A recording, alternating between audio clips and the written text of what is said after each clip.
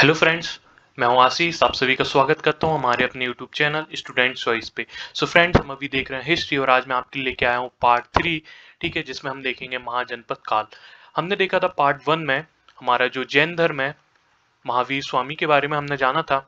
Part 2 में हमने देखा था जो हमारे गौतम बुद्ध जी हैं। ठीक है, तो गौतम बुद्ध जी के बारे में जाना था और हमारा जो बौद्ध धर्म है इसके बारे में हमने जाना था। ठीक है, तो इसके बाद हम देखते हैं हम जो हमारा इतिहास है। ठीक, सबसे पहले जो हमारे देश का जो हमारी ऐतिहासिक तौर पे जो सभ्यता विकसित होती है तो वो जानी जाती है किससे? हड़प्पा। ठीक है, हड़प्पा संस्कृति के सभ्यता के नाम से जानी जाती है और इसका जो टाइम पीरियड माना जाता है वो माना जाता है 2500 ईसा पूर्व से 1750 ईसा पूर्व तक। ठीक, बिफोर क्राइस्ट। और जो ये हमारी पहली सभ्यता मानी जाती है। इसके बाद क्या होता है? इनका पतन हो जाता है। ठीक है, इसके बाद आता है हमारा वैदिक काल। ठीक, इसमें होता क्या है कि जो हमारे आर्य हैं, ठीक, उनका विकास होता है। ठीक, वो आते हैं। ये इसका टाइम पीरियड कब से माना जाता है? 1500 से 600 बीसी तक माना जाता है। इसको दो पार्ट में डिवाइड किया है। पहला जो पार्ट आ जाता है वो आ जाता है हमारा कौन सा? वो होता है हमारा ऋग्वेदिक काल। ठीक है, ये हमारा पूरा जो ऋग्वेद, उपनिषद, पुराण, ये उस समय का काल है जब हमारे देश में जो आ रहे थे वो आध्यात्मिक विकास पे थे। ठीक है, ये वो वाला काल माना जाता है। यहाँ पे ऋग्वेद लिखा जाता है। ठीक है, इसको ऋग्वेदिक काल माना जाता है। जो हमारे 4 वेद हैं ऋग, ये दूसरा। ठीक है, इसके बाद जो दूसरा पार्ट है वो कौन सा माना जाता है? ये माना जाता है उत्तर ऋग्वेदिक काल। ठीक है, उत्तर, ठीक है, उत्तर ऋग्वेदिक काल। ठीक, इसका जो टाइम पीरियड माना जाता है वो 1500 से 1000 बीसी समथिंग माना जाता है। ठीक है, जो दूसरा टाइम पीरियड है वो कब तक? 1000 से लेके 600 बीसी तक माना जाता है, जो उत्तर ऋग्वैदिक काल होता है। ठीक है, तो ये हमारा बेसिकली हिस्ट्री है जिसमें हमारी जो सभ्यताओं का विकास माना जाता है। ठीक, अब हम कहाँ आए हैं? महाजनपद काल पे। तो जब हमारा उत्तर ऋग्वैदिक काल है, यहाँ पे हमारी सभ्यता विकसित हो गई है। ठीक है, आर्य थे, उन्होंने अपना आध्यात्मिक विकास किया। ठीक, धीरे धीरे उनकी जनसंख्या बढ़ी, वो पूरे जो हमारा देश था वहाँ पे अलग अलग जगह पे विस्तृत होते गए। ठीक है, तो उसके बाद होता यह है कि ये आई 600 बीसी आई। अब क्या था? अभी तक लोग क्या कर रहे थे कि जो कृषि थी, ठीक, कृषि से और जो पशुपालन थे, इससे अपना जीवन यापन करते थे। ठीक, वो रहते थे, ठीक, कृषि करते थे, पशुपालन करते थे, अध्यात्म अपना शिक्षा ग्रहण करते थे और एक साधारण जीवन व्यतीत करते थे। लेकिन अब क्या होता है? अब धीरे धीरे क्या होता है? कृषि का क्या होता है? वाणिज्यीकरण होने लगता है। ठीक, कृषि क्या होने लगती है? व्यवसायिक तौर पे करी जाने लगती है। ठीक, और लोगों की जरूरतें बढ़ने लगती हैं। अब इसी टाइम पे क्या होता है? लोहे की भी खोज हो जाती है। ठीक है, लोहे की जानकारी इनको मिलने लगती है, तभी इससे हथियार बनाने लगते हैं, औजार बनाने लगते हैं, नए नए आविष्कार होने लगते हैं। ठीक, वो टाइम पीरियड आ जाता है। तो उसी में क्या होता है? उसी दौरान पे क्या होता है? जब अब ये वाणिज्यीकरण होने लगा। ठीक, अब जो लोग एक एरिया में रह रहे थे, एक गांव में रह रहे थे, एक कस्बे में रह रहे थे, एक उनका जो जनपद था, ठीक, एक जो बड़ा एरिया था, जनपद था। अब यहाँ पे क्या हुआ? यहाँ के जो लोग थे वो शासक के तौर पे उभरने लगे। क्या बन गए? कोई राजा बन गया। ठीक, जिसने क्या किया? पूरे इस एरिया को कंट्रोल करने लगा। ठीक है, इसमें पूरी जो भी समस्याएं आने लगी उनका समाधान करने लगा। ठीक, ये क्या करते थे? सैनिक भी रखते थे अपने साथ, तो ये सैनिक सहायता प्रदान करते थे। ठीक, तो मतलब ये कुल मिला के जो यहाँ पे जो जनता रहती थी इसकी सेवा करते थे। तो इस तरीके से क्या हुआ कि जनपदों का उदय होने लगा। ठीक, छोटे छोटे जनपदों का उदय हुआ, गणराज्य का उदय हुआ। फिर क्या हुआ? थोड़े टाइम बाद ये सशक्त होते गए, ठीक, शक्तिशाली होते गए, इनका व्यापार बढ़ता गया। तो होते होते क्या हुआ कि एक टाइम आया जब ये क्या हो गए? महाजनपद में कन्वर्ट हो गए। ठीक, जो जनपद छोटी यूनिट थी, गांव थी, छोटी छोटी इकाई थी, उनसे मिलकर क्या बना? जनपद बना। ठीक, ये जनपद थे, तो ये जनपद बड़े होके क्या कहाँ कन्वर्ट हो गए? ये बन गए कहाँ पे? महाजनपद बन गए। ठीक, तो हमारा जो इतिहास है उसमें क्या 600 ईसा पूर्व का जो टाइम है, ठीक है, 600 बीसी का जो टाइम पीरियड माना जाता है, 6वीं शताब्दी। ठीक है, इस टाइम पीरियड को कहा महाजनपद काल माना जाता है। यहाँ पे ये जो जनपद होते हैं 600 बीसी में आते आते विकसित हो जाते हैं। ठीक, इनका व्यापार भी अपने पीक पॉइंट पे पहुंच जाता है, ये शक्तिशाली हो जाते हैं। ठीक, इनके पास अपनी अपनी सेनाएं होती हैं और ये युद्ध कौशल में भी बहुत आगे निकल जाते हैं। तो क्या होता है कि महाजनपद काल में माना जाता है कि उस समय पे 16 महाजनपद थे। कितने थे? 16 महाजनपद थे। 16 महाजनपद सबसे शक्तिशाली और सबसे बड़े महाजनपद माने जाते थे। तो अब ये महाजनपद तो थे, अब इसकी जानकारी आज से 2500 साल पहले की बात हो रही, तो उस समय कौन था, ठीक, इसकी जानकारी हमको कहाँ से मिलती है, तो हम उसी के बारे में देखेंगे। तो जो महाजनपद काल है, इसमें जो अंगुत्तर निकाय है, किसका, बौद्ध ग्रंथ है एक अंगुत्तर निकाय, इसमें 16 महाजनपदों का प्रमाण मिलता है, ठीक, यहीं से हमको जानकारी मिलती है कि 16 महाजनपद थे, ठीक। सेम चीज जो भगवती सूत्र है, उससे भी महाजनपदों की चर्चा होती है। जो जैन धर्म था और बौद्ध धर्म था, ठीक। तो ये छठवीं जो 6th बीसी थी, ठीक है, 600 बीसी जो टाइम पीरियड था, इस टाइम पे ये जैन धर्म और बौद्ध धर्म का भी उदय हुआ था, ठीक। यहाँ पे जो भी लोग थे, इनके जो भी उपदेश देने वाले जो होते थे, ठीक, उनको उस समय पे ये इनके जो टाइम पीरियड था महाजनपद काल का, वो कहीं ना कहीं समानांतर चल रहा था। इसलिए इन्होंने जो भी ग्रंथ लिखे, ठीक, इन्होंने जो भी रचनाएं करी, उसमें इन महाजनपद के बारे में बात करी गई, क्योंकि जो वहाँ के उपदेशक होते थे, वो कहीं ना कहीं एक सिटी से दूसरी सिटी जाते थे, एक महाजनपद से दूसरे महाजनपद जाते थे, तो उन्हें उस समय का सारी जानकारी थी, और इन्होंने अपनी जो संस्कृत किताबें हैं, जैसे अंगुत्तर निकाय हो गया, ठीक है, भगवती सूत्र हो गया, तो यहाँ पे इन्होंने अपने जो पूरा जानकारी थी उस समय की इसमें इसमें वर्णित किया है। तो हमें यहीं से जानकारी मिलती है कि उस समय कितने महाजनपद थे, 16 महाजनपद थे, ठीक। तो 15 महाजनपद उत्तर भारत में स्थित थे, मतलब कि जो उत्तर भारत वाला पार्ट आता है, हमारे नॉर्थ इंडिया आता है, उसमें कितने थे, 15 महाजनपद माने जाते हैं। और एक जो महाजनपद था अस्मक होता है, ठीक है, अस्मक था, वो नर्मदा नदी के दक्षिण में था, ठीक। तो ये जो हमारा जैसे जो इंडिया है, ठीक है, तो इसमें क्या, जो ये नर्मदा बहती है, इसके नीचे सिर्फ एक था, क्या नाम था उसका, अस्मक नाम था, क्या था, अस्मक था। और बाकी जितने थे वो सारे उत्तर भारत में फैले हुए थे, ठीक है। यहाँ जो अपना कश्मीर वाला पार्ट है, ठीक है, यहाँ पे कंबोज हुआ करता था, यहाँ पे नॉर्थ इंडिया जो था, अब वर्तमान में अफगानिस्तान वाला पार्ट आता है, यहाँ पे क्या था, कंधार हुआ करता था, ठीक। तो ये उस समय महाजनपद थे, बहुत शक्तिशाली माने जाते थे। यहाँ पे बिहार वाले रीजन में मगध माना जाता था, ठीक है, इस तरीके से था। और जो हमारा सबसे इंपॉर्टेंट है, हमें याद रखना है, वो ये वाला पार्ट था, वो हमारा था मध्य भारत, ठीक। जो हमारा मध्य प्रदेश था, वहां पे उस समय पे दो महाजनपद थे। एक था हमारा क्या, अवंती था, ठीक, जिसको आप वर्तमान में क्या उज्जैन के नाम से जानते हैं, ठीक है। इस अवंती की दो राजधानी थी, एक तो उज्जैन हो गया, ठीक है, उज्जैनी कहा जाता था प्राचीन काल में इसको, और दूसरी जो थी वो क्या थी, महेश्वरी थी, ठीक है, क्या थी, महेश्वर, जो वर्तमान में क्या है, महेश्वर, ओंकारेश्वर के पास वाला जो महेश्वर, वो वाला एरिया उस समय पे इसकी राजधानी माना जाता था, ठीक है। और जो दूसरी थी वो क्या थी, चेदी, ठीक है। तो जो वर्तमान में हमारा जो छतरपुर वाला रीजन लगता है, ठीक है, तो वहाँ पे जो अपना जिजाक भुक्ती, या फिर आप उसको वर्तमान में किस नाम से जानते हैं, खजुराहो के नाम से जानते हैं, तो ये उस समय पे चेरी जो था वो किस एरिया में था, जो वर्तमान अभी खजुराहो वाला एरिया, वो चेरी जनपद के रूप में था। और जो हमारा उज्जैन वाला जनपद जो एरिया था, वो उस समय पे किस जनपद के नाम से जाना जाता था, अवंती। तो ये बहुत याद रखिए, एमपी के जो भी एग्जाम्स होते हैं उसमें पूछा जाता है कि अवंती और चेरी महाजनपद काल में, या फिर ये क्वेश्चन बनता है कि कौन से दो महाजनपद काल में जो सबसे अहम थे, ठीक है। तो अवंती के बारे में एक और बात ये याद रखना आपको, कि अवंती उस समय के सबसे शक्तिशाली और सबसे जो धनी महाजनपद थे उनमें से एक था, ठीक। उस समय माना जाता था, जो अपनी किताबों से ज्ञात होता है, तो उसमें जो सबसे शक्तिशाली माना जाता था, वो माना जाता था मगध, ठीक है। उसके बाद दूसरा था हमारा अपना अवंती, ठीक है। तीसरा था वत्स, और चौथा था कौशल, ठीक है। जो वत्स था, ये हम मथुरा वाला एरिया था, ठीक है। और जो ये कौशल है, ये कौन सा, वर्तमान में जो अपना अयोध्या वाला एरिया लगता है, वो था, ठीक है। तो इस तरीके, सॉरी, इलाहाबाद वाला एरिया था ये। तो इस तरीके से जो था, ये चार महाजनपद उस समय सबसे शक्तिशाली माने जाते थे। ये क्या थे, सैनिक जो इनकी क्षमता थी वो बहुत ज्यादा थी, और जो ये अपने आप में धनी थे, व्यापारिक दृष्टि से बहुत ज्यादा धनी थे, ठीक। तो इस तरीके से ये जो हमारे महाजनपद थे, उस समय पे 16 महाजनपद थे, ठीक। और सबसे जो इसमें इंपॉर्टेंट कौन सा था, मगध था। क्या होता है कि उस समय तो 16 जनपद थे, 16 महाजनपद थे, हम सबके बारे में पढ़ते, ठीक, सबके अपना शासन चलता था, लेकिन सबसे ज्यादा जो बाद में विकसित हुआ, वो कौन हुआ, मगध हुआ। यहाँ पे शासन में परिवर्तन आए, ठीक, नए नए राजा आए। यहाँ पे क्या हुआ, सेम चीज क्या हुआ, कि ये सबसे उपजाऊ भूमि जो बिहार की मानी जाती है, गंगा और सोन के बीच की जो एरिया माना जाता है, ठीक, तो ये सबसे उपजाऊ थे, ये कृषि दृष्टि से बहुत ही सक्षम थे, ठीक है। इनके पास क्या था, जो बिहार के जो घने जंगल आते हैं, ठीक, तो असम और बिहार वाले एरिया में जो घने जंगल आते हैं, यहाँ यहाँ इनका बहुत पूर्ण रूप से जो संसाधन बोल सकते हैं, इनकी उसकी व्यवस्था हो जाती थी, ठीक। साथ ही इनको पास लोहे, ठीक, किसके, लोहे के, लोहे के भी पर्याप्त संसाधन उपलब्ध थे। ठीक है, लोहा उस समय पे बहुत ही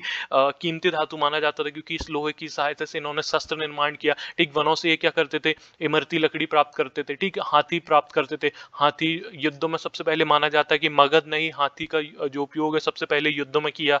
ठीक, तो इस तरीके से मान सकते हैं कि मगध जो था वो सबसे शक्तिशाली था, और ये धीरे धीरे उभरा। इसने क्या किया, एक एक जनपद से दूसरे जनपद पे गए, ठीक, तीसरे जनपद पे गए। इस तरीके से इन्हें क्या हुआ कि विजय प्राप्त करते करते एक टाइम ऐसा आता है, जब मौर्य काल आ जाता है, जो मौर्य राजा आते हैं वो ऐसा आते हैं कि जो ये पूरा देश था अपना, ठीक है, यहाँ की दक्षिणी भाग से लेके यहाँ पे जो अफगानिस्तान वाला पार्ट है, पाकिस्तान वाला है, ठीक है, और जो यहाँ पे असम बांग्लादेश वाला है जो एरिया, पूरे रीजन पे किसका जो एक समय के बाद किसका अधिकार होता है, मगध का अधिकार होता है। इसलिए हमें मगध सबसे इंपॉर्टेंट महाजनपद माना जाता है, और हम इसी के बारे में आगे डिटेल में पढ़ेंगे। तो सबसे पहले मगध साम्राज्य में क्या, कौन सा राजवंश के बारे में जानकारी मिलती है, जो सबसे पहला राजवंश है उसके बारे में जानकारी मिलती है, वो है हर्यक वंश। ठीक है, इसका टाइम पीरियड माना जाता है 544 से 412 ईसा पूर्व, ठीक है, बीसी, बिफोर क्राइस्ट। अब जो बिंबिसार थे, ठीक, 544 से 492 ईसा पूर्व तक इनका टाइम पीरियड माना जाता है। इतने लंबे टाइम तक इन्होंने शासन किया।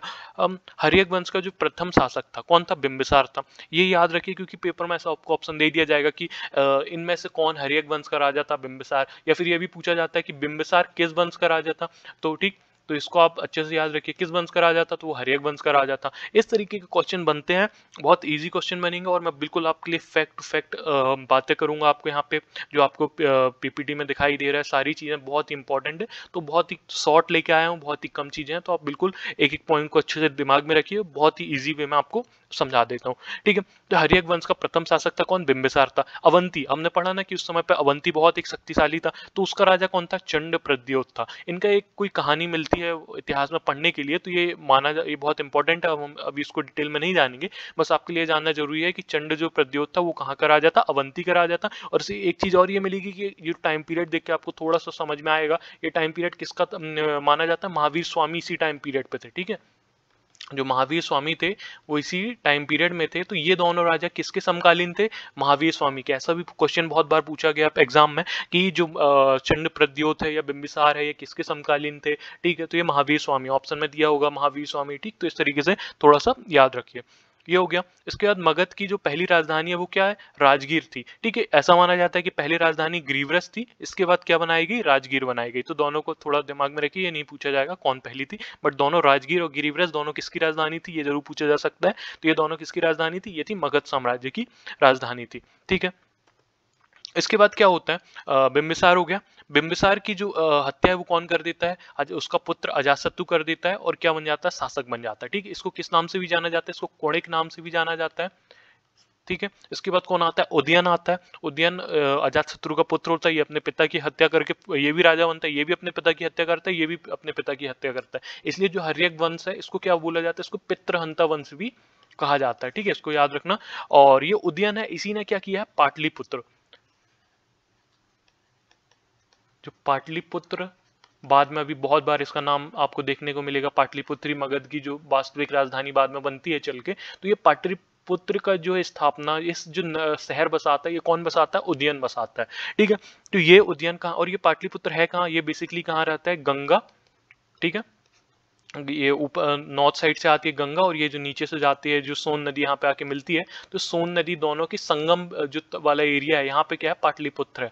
तो ये बहुत ही उपजाऊ जगह थी, बहुत ही, इसलिए यहाँ पे बहुत विकास हुआ है इनका आगे चल के। तो पाटलिपुत्र वर्तमान में पटना वाले रीजन माना जाता है। यही जो पाटलिपुत्र था, इसकी स्थापना किसने करी थी, उदयन ने करी थी। और ये किस वंश का राजा था, हर्यक वंश का राजा था। तो इसको बहुत ध्यान में रखिए। ठीक, तो इसमें तीन बातें आपको देखने मिलेंगी। क्या, अजातशत्रु का एक और नाम किस नाम से भी जाना जाता है, कोड़े के नाम से भी जाना जाता है। ये अपने पिता की हत्या करता है। ठीक, उदयन भी अपने पिता की हत्या करता है। इस कारण ये जो वंश माना जाता है, कौन सा वंश माना जाता है, पितृहंता वंश भी माना जाता है। ठीक, अपने पिता की हत्या करके शासक बनते हैं। और सेम एक चीज और, उदयन को क्या, पाटलिपुत्र की स्थापना करी है। पाटलिपुत्र, ये भी पूछा जाता है कि पाटलिपुत्र किन दो नदियों के संगम तट पे बना हुआ है, स्थापित किया गया था, तो किस किस के, गंगा और सोन के। ठीक, इसके बाद क्या होता है, इनका जो अंतिम शासक था वो कौन था, नागदशक था। हर्यक वंश का अंतिम शासक कौन था, नागदशक था, जिसकी हत्या कौन कर देता है, शिशुनाग कर देता है। ठीक, शिशुनाग इसकी हत्या करके क्या कर देता है, और शिशुनाग वंश की स्थापना कर देता है। ठीक, हाँ, अजातशत्रु से एक बात और याद रखिए कि जो प्रथम बौद्ध संगीति हुई थी, वो किसके शासनकाल में हुई थी? तो अजातशत्रु। हमने पढ़ा था जब बौद्ध धर्म वाला वीडियो हमने देखा था, ठीक, उसमें हमने देखा था जो बौद्ध संगतियां होती, कितनी 4 बौद्ध संगति होती है, तो उसमें जो फर्स्ट बौद्ध संगति हुई थी वो किसके समय पे हुई थी? अजातशत्रु के समय पे हुई थी, और कहाँ? राजगृह में ही हुई थी, ठीक है। तो ये हमारा हो गया क्या? शिशुनाग था, ये किसकी हत्या कर देता है? नागदशक की, ठीक, नागदशक की हत्या कर दिया। नागदशक की हत्या कौन कर देता है? ये शिशुनाग कर देता है। ये हर्यक वंश का आखिरी शासक था, कौन? नागदशक। इसकी हत्या कौन ने कर दी? शिशुनाग ने कर दी। और इनने एक अपना एक नया वंश बना लिया, कौन सा? शिशुनाग वंश। इस वंश के दो प्रमुख राजा हुए, कौन कौन से? एक होता है कालाशोक, ठीक है, एक हो गया कालाशोक, एक हो गया नंदीवर्धन हो गया, ठीक है। तो कालाशोक है, इसको काकवर्ण के नाम से भी जाना जाता है। किसके? काकवर्ण के नाम से भी जाना जाता है। और कालाशोक के बारे में एक और इंपॉर्टेंट बात यह है कि जो सेकंड बौद्ध संगति हुई थी, कौन सी? दूसरी जो बौद्ध संगति हुई थी वो किसके समय पे हुई थी? तो कालाशोक के समय पे हुई थी, ठीक। तो ये इंपॉर्टेंट पॉइंट है। हमने जब बौद्ध धर्म पढ़ा था तो हमने देखा था कि कालाशोक एक राजा का वर्णन मिला था, तो ये कालाशोक यही है, किस वंश का था? शिशुनाग वंश का था, ठीक। इनका टाइम पीरियड 412 से 344, ये आपको याद रखने की जरूरत नहीं है, बस आपको एक जनरल इन्फॉर्मेशन के लिए दिया है। कालाशोक बस पढ़ना, नंदीवर्धन के बारे में जानकारी नहीं मिलती है, ठीक है। तो इतिहास के बारे में एक बहुत अच्छी बात है, इंपॉर्टेंट बात है, आपको जान के अच्छा लगेगा कि सिर्फ वो राजा के बारे में हमें जानकारी मिलेगी, उस इंसान के बारे में जानकारी मिलेगी जिसने कुछ ना कुछ अच्छा काम किया या कुछ ना कुछ बुरा काम किया। जिस राजा के बारे में ज्यादा डिटेल मिलेगी, ज्यादा पढ़ना पड़ेगा, समझ लीजिए या तो उसने बहुत अच्छे काम करे हुए हैं, वो एक महान राजा रहा है, या फिर उसने कुछ ऐसे काम करे हैं कि वो हमें आज भी पढ़ने पड़ रहे हैं, ठीक है। तो अब देखते हैं इसके बाद क्या होता है। ये हो गया नंदीवर्धन, इसके बाद होता है कौन? नंदवंश आता है, ठीक। ये भी कहाँ का राजघराना है? मगध का। नंदी, इनकी हत्या करने के बाद कौन है? जो महापद्मानंद है वो हत्या कर देता है किसकी? नागवंश के अंतिम शासक की, और बन जाता है राजा, ठीक। तो ये अपने आप को कौन सा वंश स्थापित करता है? नंद वंश की स्थापना करता है। ये क्या करता है? मगध के आसपास वाले एरिया को जीतना शुरू करता है, और अपने आप को कौन सी उपाधि धारण करता है? एक राठ और एक छत्र की। मतलब ये एक छत्र बना लेता है, अपने जो मगध वाला साम्राज्य था, मगध साम्राज्य को एक छत्र के रूप में ले आता है, ये शासक बन जाता है, और आसपास का जो भी एरिया था, ठीक, छोटा जो जो भी एरिया था उसको जीत लेता है। ये अभी कोई बड़ी उसको नहीं जीतता है, लेकिन आसपास के बहुत सारे एरिया को जीत लेता है, और एक राठ और एक छत्र की उपाधि धारण करता है, ठीक। घनानंद इस वंश का अंतिम शासक था। इसी का जो पुत्र था वो कौन था? घनानंद था, ठीक। ये ज्यादा लंबा शासन इसका चलता नहीं है, महापद्मानंद रहता है, फिर घनानंद आता है, इसी का पुत्र। घनानंद इस वंश का अंतिम शासक था, जिसे यूनानी विवरण में अग्रमीज कहा जाता है, ठीक। आपको पेपर में पूछा जा सकता है कि अग्रमीज, यूनानी विवरण में जिस अग्रमीज का वर्णन किया जाता है वो कौन सा राजा है? तो वो कौन सा राजा है? घनानंद राजा है, ठीक। घनानंद सबसे इंपॉर्टेंट इसलिए हो जाता है क्योंकि इसी टाइम पे सिकंदर अपने विश्व जो विजय के अभियान पे निकला हुआ था, और भारत में भी इसी टाइम पे इसने एंट्री करी थी जब घनानंद मगध का राजा था। ये पेपर में बहुत बार पूछा गया है कि सिकंदर के समय पे, ठीक, जब सिकंदर भारत में आया था, उसने तक्षशिला वाला एरिया जीता था, तो उस समय पे वो मगध का सम्राट कौन था? ठीक, तो कौन था? घनानंद था। अब इसमें ये भी बात आती है कि सब इसी का वर्णन क्यों मिलता है, क्योंकि उस समय पे जितने भी महाजनपद हुए थे, जितने भी महाजनपद थे, जितने भी राजा थे उस समय पे, सबसे शक्तिशाली और जिसकी सबसे बड़ी सेना थी कौन थी? घनानंद थी, ठीक। इस कारण इसका वर्णन यहाँ पे मिलता है, और इसी को क्या कहा गया है? अग्रमीज भी कहा गया है, ठीक। इसके बाद क्या होता है? ये जो घनानंद है इसकी बाद में हत्या कर दी जाती है। हत्या करके कौन बनता है? जो चंद्रगुप्त मौर्य है, चंद्रगुप्त इसका शासक बनता है। चंद्रगुप्त कौटिल्य की सहायता से इनकी हत्या कर देता है, ठीक है। हत्या करके क्या करता है? अपना शासन स्थापित करता है और मौर्य वंश की स्थापना करता है। हम नेक्स्ट लेक्चर में जो है उसमें मौर्य वंश को पूरा डिटेल में पढ़ेंगे, क्योंकि बहुत इंपॉर्टेंट होता है। वहीं से जो एक अखंड भारत की जो बात निकल के आती है, वो मौर्य वंश के बाद ही कौटिल्य लेके, सबसे पहले उस अवधारणा को कौन लेके आता है? कौटिल्य लेके आता है। वो क्या बोलते हैं कि ये पूरा देश है, पूरा भारत है, इसको अखंड बनाएंगे। जो जनपद छोटे छोटे बटे हुए थे, छोटे छोटे राजा बचे थे, लेकिन उनके हिसाब से क्या था कि ये भारत एक देश है, ठीक है, पूरा एक देश है, और इसका जो एक शासक होना चाहिए और एक अखंड भारत बनेगा। तो वो कौन लेके आता है? कौटिल्य लेके आते हैं। ये कौटिल्य लेके आते हैं। तो ये कौटिल्य अपना एक जो अपने एक शिष्य जो इनका रहता है चंद्रगुप्त मौर्य, ठीक है, इसको राजा बनाते हैं और मौर्य वंश की स्थापना करते हैं। और ये मौर्य वंश बहुत ही प्रतापी वंश होता है और आगे चल के बहुत विकास करता है, ठीक है। लेकिन हम अभी देखेंगे प्राचीन भारत पर विदेशी आक्रमण, ठीक। हम अभी देखते हैं आधुनिक तौर पर हमने सुना हुआ है कि ठीक कौन आक्रमण करता है? मुगल हमारे देश पे आक्रमण कर रहे हैं, ठीक है, विदेशी थे, मुगल आए, ठीक। फिर बाद में कौन आ जाता है? अंग्रेज आए। लेकिन सबसे पहले बात ये आ जाती है, ये सब तो ठीक है, ये तो बहुत बाद में आते हैं अभी, ठीक। सबसे पहले कौन आता है हमारे देश में? पूरे जो भारत था, उस समय का जो भारत माना जाता था, उस समय पे सबसे पहले जो विदेशी आक्रमण था वो किसने किया था? ईरान के हकमनी वंश ने किया था, ठीक। बहुत इंपॉर्टेंट पॉइंट है ये। भारत में सर्वप्रथम विदेशी आक्रमण जो था ईरान के हकमनी वंश के राजाओं ने किया था, ठीक। लेकिन जो उसमें हकमनी वंश के राजाओं ने तो किया था, ठीक। इस हकमनी वंश का जो संस्थापक था वो कौन था? साइरस, ठीक है, साइरस द्वितीय। इस वंश का सबसे शक्तिशाली मतलब जो इस वंश का संस्थापक था वो था। लेकिन जो पहला सफल आक्रमण था वो कौन करता है? वो करता हमारा डेरियस प्रथम या दारा प्रथम। इसको नॉर्मली दारा प्रथम, लेकिन जो इसका रियल नाम था वो क्या था? डेरियस प्रथम था। और हमारी जो पुस्तकों में वर्णन मिलता है वो किस नाम से? दारा प्रथम से मिलता है। कब आक्रमण किया था? 516 ईसा पूर्व में किया था। मतलब इसने भारत को कोई बड़ा पार्ट नहीं जीता था, लेकिन जो हमारा जो पूर्वी भाग है, जो वर्तमान में पाकिस्तान में आ जाता है, उस साइड का जो पार्ट है वो वाला पार्ट इन्होंने जीता हुआ था। तो इसलिए माना जाता है कि जो पहला विदेशी आक्रमण था वो किसने किया था? तो वो किया था ईरान के हकमनी वंश ने किया था, ठीक। और इसमें भी किसने किया था? डेरियस प्रथम। आपको 2 पॉइंट अच्छे से याद रखना है। भारत पे पहला विदेशी आक्रमण किया था हकमनी वंश ने, और हकमनी वंश का ही राजा था डेरियस प्रथम या दारा प्रथम, उसने किया था, ठीक है। थोड़ा सा दिमाग में रखने के लिए, टाइम पीरियड के लिए ये भी आ सकते 516 ईसा पूर्व में किया था, ठीक है। अब आ जाते हैं सबसे बड़े जो एक था जिसको कहा जाता है महान, ठीक है, सिकंदर महान। ये अपने विश्व विजय के अभियान पे जब निकला था, तो ये जब पूरा एरिया जीतते हुए जब ये आता है, तो एक टाइम के बाद क्या आता है, ये अपना हमारे देश में भी एंट्री करता है, ठीक। अफगानिस्तान में जब एंट्री करता है, इसके बाद क्या होता है? खैबर दर्रा, ठीक है। यहाँ पे जो हमारा वर्तमान में जो पाकिस्तान वाला एरिया है, वहाँ पे क्या है, जो हमारी हिंदकुश पर्वतमाला है, ठीक, जो हिमालय से जुड़ी पर्वतमाला है, वहीं पे क्या है, एक खैबर दर्रा है। वो अफगानिस्तान और जो पाकिस्तान और भारत वाले एरिया है उसको पूरे को अलग करती है। जो हमारा उपमहाद्वीप है उसको अलग करता है कौन? यही हिंदुकुश और हिमालय पर्वतमाला। तो इसमें क्या है, एक खैबर दर्रा है, यहाँ से कौन एंटर करता है? सिकंदर करता है, ठीक। तो ये पेपर में बहुत बार पूछा गया कि सिकंदर भारत में कहाँ से प्रवेश करता है, तो कहाँ से करता है? खैबर दर्रा। कहाँ पे? ये हिंदुकुश जो पर्वतमाला है उसमें है खैबर दर्रा, वहां से एंट्री करता है, ठीक। और ये जो पार्ट है खैबर दर्रा वाला, वो अभी वर्तमान में पाकिस्तान में है, ठीक। तो अब सिकंदर है, ठीक। सिकंदर कहाँ का राजा था? सिकंदर था मकदूनिया का। यूरोप में मकदूनिया का एक उनका एक साम्राज्य था, वहां का राजा था सिकंदर। इसके पिता थे पहले फिलिप। इनके पिता कौन थे? फिलिप।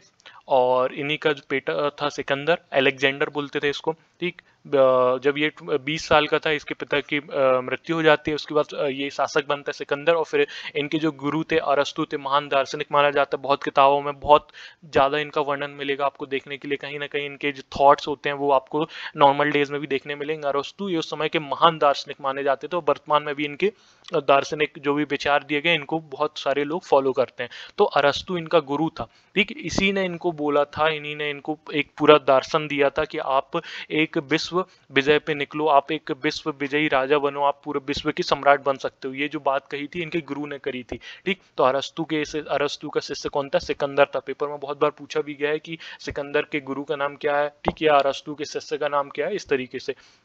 ये मैंने बता दिया। इसने क्या हुआ, ईरान को जीतने के बाद ये क्या हो गया, अफगानिस्तान में एंटर करता है, काबुल, ठीक है। वहां से एंटर करते हुए कहाँ आता है? खैबर दर्रा पार करते हुए कहाँ जाता है? भारत में एंटर करता है। तो सबसे पहले 326 ईसा पूर्व में भारत आ गया। टाइम पीरियड थोड़ा सा याद रखिए, इंपॉर्टेंट है, ठीक। इसके बाद होता है, क्योंकि ये बहुत बार पेपर में पूछा गया किस टाइम पीरियड में भारत में आया, तो 326 में जैसे ही एंटर करता है, तो उस समय क्या करता है, ये तक्षशिला को जीतता है। सबसे पहले किसको जीतता है? तक्षशिला को जीतता है, ठीक। इसका सेनापति कौन था? सेल्यूकस निकेटर था। जब सिकंदर भारत में एंटर करता है तो सबसे पहले किसको जीतता है? ये तक्षशिला को जीतता है, ठीक। राजा आम्भी। बेसिकली ये कहा जाता है कि इसने इसको जीता नहीं था। जो यहाँ का राजा था वो सिकंदर की कहानियां सुन के इतना डर गया था कि इसने सिकंदर के सामने आत्मसमर्पण कर दिया था, ठीक। और ऐसा भी माना जाता है कि इतिहास में जो सबसे पहला जो गद्दार माना जाता है वो किसको कहा जाता है? आम्बी को कहा जाता है, क्योंकि इसने बाद में पहले खुद तो आत्मसमर्पण कर दिया, लेकिन बाद में जो भारत के और भी राज्य थे तो उनके आसपास वाला जो एरिया था उसको जीतने में इसने उसकी सहायता करी थी, ठीक। इसके बाद क्या है, सिकंदर को पंजाब के शासक पोरस के साथ युद्ध करना पड़ा, जिसे हाइडेस्पीस या झेलम के युद्ध, ठीक। अब आम्बी जैसा एक राजा था, लेकिन पोरस जैसा भी एक राजा था, ठीक। ये गद्दार था तो एक वीर राजा भी था हमारे देश में, ठीक। तो ये पंजाब का एक शासक था पोरस। इसने इसने बहुत ही घनघोर युद्ध हुआ था, बहुत वर्णन मिलता है इसको। इसको हाइडेस्पीस का युद्ध भी कहते हैं, झेलम का युद्ध भी कहते हैं, और बितस्ता का युद्ध भी कहते हैं, ठीक, बेतस्ता झेलम नदी का ही पुराना नाम है, झेलम नदी के किनारे हुआ था, इसलिए इसको हाइडेस्पीस का युद्ध, झेलम का युद्ध या बेतस्ता का युद्ध कहते हैं। आपको देखने को मिल सकता है पेपर में कि बेतस्ता का युद्ध किसके बीच में हुआ था। ठीक, सिकंदर और जो अपना पोरस था, राजा शासक पोरस थे, इनके बीच में ये युद्ध हुआ था। ठीक, ये इस युद्ध में पोरस की पराजय हुई, क्योंकि सिकंदर की बहुत बड़ी सेना थी, लेकिन बहुत ही जो था एक अच्छी टक्कर दी थी इन्होंने, इसलिए ये इतिहास में अमर हो गए। ठीक, सिकंदर की सेना ने ब्यास नदी के तट पर पहुंचकर उसको पार करने से मना कर दिया। कहाँ पे? ब्यास नदी के जो पश्चिमी तट थे, ठीक, पश्चिमी तट, ये जो ब्यास नदी बहती है, इसके यहाँ तक तो ये आए, पंजाब वाला रीजन भी इनने जीता, तक्षशिला जीता, यहाँ का आसपास का बहुत बड़ा एरिया पे कंधार हो गया, ठीक है, ये पाकिस्तान का बहुत सारे एरिया हो गया, अफगानिस्तान का एरिया जो सिकंदर की यूनानी सेना था इनने कब्जा कर लिया।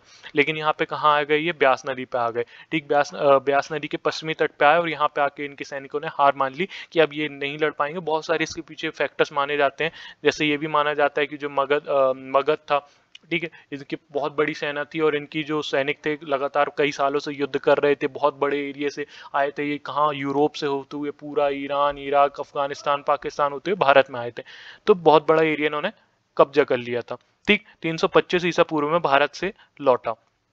इसके बाद क्या होता है? बस अब सैनिकों ने हार मान ली, सैनिक थक गए, सैनिक ने बोला हमने इससे ज्यादा हम आगे नहीं चल पाएंगे। तो जब सेना हार जाएगी तो राजा भी हार मान ही लेगा एक तरीके से। वो हारा नहीं था लेकिन थक गए थे और वो उसके बाद वहां से लौट गए। और 325 ईसा पूर्व में ये 326 में एंटर करता है, 325 में वापस चले आता है। और इस समय राजा कौन था हमारे देश का?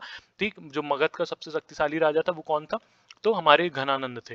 ठीक, इसके बाद क्या होता है? सिकंदर की मृत्यु 323 ईसा पूर्व में बेबीलोन में हो जाती है। 323 ईसा लौटता है और जो ये वाला एरिया होता है वहां पे इसकी मृत्यु हो जाती है 33 वर्ष में। ठीक, अब यूनानी तो आए तो इनसे क्या फर्क पड़ा? तो भारत जब यूनानी आए तो इनने क्या, इनकी छत्रप प्रणाली और मुद्रा निर्माण की कला को ग्रहण किया भारतीयों ने। ठीक, छत्रप एक पद होता है, बाद में जब शक वंश आएंगे, ठीक है, कुषाण और शक जब आने लगते हैं, कनिष्क वगैरह आते हैं, तो ये छत्रप की उपाधि धारण करते हैं। तो ये इसके बारे में हम आगे देखेंगे। ठीक, उसके बाद मुद्रा निर्माण की कला ग्रहण करते हैं और एक इनकी यूनानी विशेष प्रकार की सिक्के यूज करते थे। तो उलूक, उनको जो शैली थी उनकी सिक्कों की, उसको उलूक शैली कहा जाता था। ठीक, तो उलूक शैली के जब सिक्के भारत में चलाए गए तो यूनानियों से, यूरोपीय से पूर्णतः प्रभावित थे। और भारत में गांधार शैली जो मूर्ति कला की एक विशेष शैली मानी जाती है, उत्तर भारत के सबसे ज्यादा भाग में यही देखने को मिलती है। तो जो गांधार शैली थी वो किससे प्रभावित थी? वो यूनानी से प्रभावित थी। ठीक है, तो इस तरीके से यहाँ पे हमने जो महाजनपद काल था, इसके मेन फैक्ट जो थे वो यहाँ पे खत्म होते हैं। ठीक है, सबसे पहले हमने देखा कि हमारा जो हर्यक वंश था, सबसे बड़ा जो शासन चला था वो हर्यक वंश का ही चला था। ठीक, इसके बाद नाग दशक आता है, नाग वंश आता है। ठीक है, तो ये आता है, हर्यक वंश आएगा, नाग वंश आएगा और फिर नंद वंश आता है। तो ये सब इनमें शासन करते हैं। ठीक है, इसके बाद कौन अब आएगा? मौर्य वंश आएगा। तो हम इसके बाद वाले जो लेक्चर आएगा उसमें हम आप किसके बारे में देखेंगे? मौर्य वंश के बारे में देखेंगे। ठीक है, हम चंद्रगुप्त मौर्य के बारे में पढ़ेंगे, बिंदुसार के बारे में पढ़ेंगे और महान अशोक के बारे में पढ़ेंगे। तो ये राजा आने वाले आगे। और हमने साथ ही देखा कि उस समय जो प्राचीन जो हमारी भारत था उस पर विदेशी आक्रमण किस किसने करे थे। ठीक है, तो सबसे पहला किसने किया था?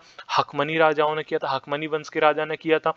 ठीक, और फिर जो दूसरा हकमनी वंश के किसने किया था? दारा प्रथम ने किया था। ठीक, इसको डेरियस भी बोलते हैं, दारा प्रथम ने किया था। और उसके बाद दूसरा आक्रमण था वो किसने किया था? सिकंदर महान ने किया था। ठीक, अलेक्जेंडर ने करा था और इसका टाइम पीरियड समथिंग 526 बीसी माना जाता है। हो गया। सो थैंक यू फ्रेंड्स, यदि वीडियो अच्छी लगी हो तो शेयर करिए। ठीक, इसके बाद हम लेके आएंगे आपके लिए मौर्य वंश, तो बने रहिए। Thank you so much.